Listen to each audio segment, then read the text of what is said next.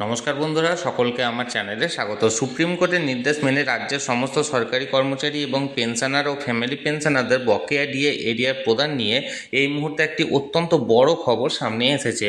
কি সেই খবরে কি কি বলা হয়েছে সকল কিছু আজকের ভিডিওতে বিস্তারিতভাবে আলোচনা করব। ভিডিওটি প্রথম থেকে শেষ পর্যন্ত অবশ্যই ধৈর্য সহকারে দেখবেন এবং ভালো লেগে থাকলে অবশ্যই একটি লাইক করবেন এবং সকলের সঙ্গে শেয়ার করবেন। আর সেই সাথে চ্যানেলে প্রথমবার হলে অবশ্যই চ্যানেলটিকে সাবস্ক্রাইব করে নিতে ভুলবেন না। তাহলে চলুন আমরা বিস্তারিত জেনে নিই। এটি একটি নামী সংবাদপত্রের প্রতিবেদনের অংশ। এখানে হেডলাইন্স দেওয়া হয়েছে, ডিএ মেটাতে নবান্নের নাভিশ্বাস, কাটেনি জট। এবার মূল প্রতিবেদনে কি বলা হয়েছে চলুন দেখে নিই। দেখুন, সুপ্রিম কোর্টে মুখ রাখতে নবান্ন সরকারি কর্মচারীদের বকেয়া ডিএ মেটাতে চেষ্টা করলেও হিসাব নিকাশের গেরোয় তা আরও জটিল হওয়ার জোগাড়। 15 এপ্রিল সুপ্রিম কোর্টের ডিএ মামলার অগ্নি পরীক্ষা। তার আগে শীর্ষ আদালতের কাছে মুখ রক্ষা করতে এখন কার্যত কালঘাম ছুটছে নবান্নের। সরকারি কর্মীদের বকেয়া মহার্ঘ ভাতা অর্থাৎ ডিএ মেটানোর জন্য নবান্ন কোমর বেঁধে নামলেও হিসাব নিকাশের জটিলতায় পরিস্থিতি ঘোরালো হয়ে উঠেছে। অভিযোগ, গ্রুপ এ, বি এবং সি কর্মীদের 2016 থেকে 2019-এর বকেয়া ডিএ তাদের জিপিএফ অ্যাকাউন্টে ঢুকতে শুরু করলেও অঙ্কের হিসেবে বিস্তর গড়মেল রয়েছে। প্রাপ্য টাকা না পেয়ে ক্ষুব্ধ কর্মীরা ফের সুপ্রিম কোর্টে যাওয়ার হুঁশিয়ারি দিয়ে রেখেছেন। সমস্যা আরও গভীরে।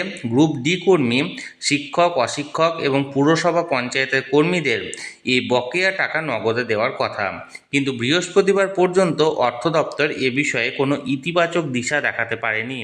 বুধবার অর্থ সচিবের বৈঠকের পরেও কাজের কাজ কিছুই হয়নি। কার কত পাওনা সেই হিসেবেরও নাকি এখনও চূড়ান্ত করতে পারেনি সংশ্লিষ্ট দপ্তরগুলি। ফলে অর্থ দপ্তরের হাত পা কার্যত বাঁধা।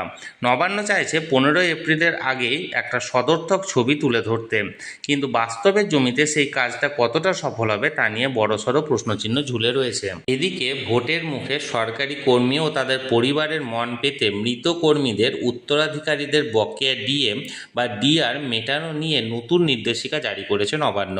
2008 থেকে 2019 পর্যন্ত বকেয়া পাওয়ার পদ্ধতি এবার সহজ করার দাবি করা হয়েছে। রাজনৈতিক মহলের মতে একদিকে আইনি চাপ আর অন্যদিকে ভোটের হাওয়া, এই দুইয়ের প্যাঁচ সামলাতে নবান্নের এহেন তড়িঘড়ি পদক্ষেপ। তবে কর্মীদের ক্ষোভ যে শুধু নির্দেশিকায় মিটবে না তা বলাই বাহুল্য। এখন সবার নজর সর্বোচ্চ আদালতের দিকে। তাহলে বন্ধুরা, আমি এর আগের ভিডিওতে যেটা বারবার বলেছিলাম যে রাজ্য সরকারি কর্মচারী এবং পেনশনারদের অ্যাকচুয়ালি যে বকেয়া এরিয়ারের টাকাটা পাওয়ার কথা ছিল তার থেকে অনেকটাই কম পাচ্ছেন সরকারি কর্মচারী এবং পেনশনাররা।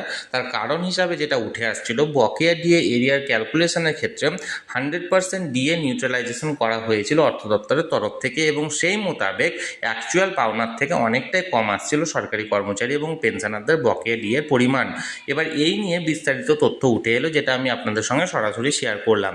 আপনাদের যদি এ বিষয়ে কোনো কিছু বলার থাকে বা প্রশ্ন থাকে অবশ্যই কমেন্ট করুন। আমি চেষ্টা করব আপনাদের সকলের প্রশ্নে যথাযথ উত্তর দিতে। আর এই ভিডিওটি ভালো লেগে থাকলে অবশ্যই একটি লাইক করুন এবং সকলের সঙ্গে শেয়ার করুন। আর সেই সাথে এই চ্যানেলে যদি প্রথমবার হয়ে থাকেন এই রকমের ইনফরমেটিভ ভিডিও আরও দেখার জন্য যারা এখনও পর্যন্ত চ্যানেলটিকে সাবস্ক্রাইব করেননি তারা অবশ্যই চ্যানেলটিকে সাবস্ক্রাইব করে রাখুন। ধন্যবাদ, দেখা হচ্ছে পরের ভিডিওতে।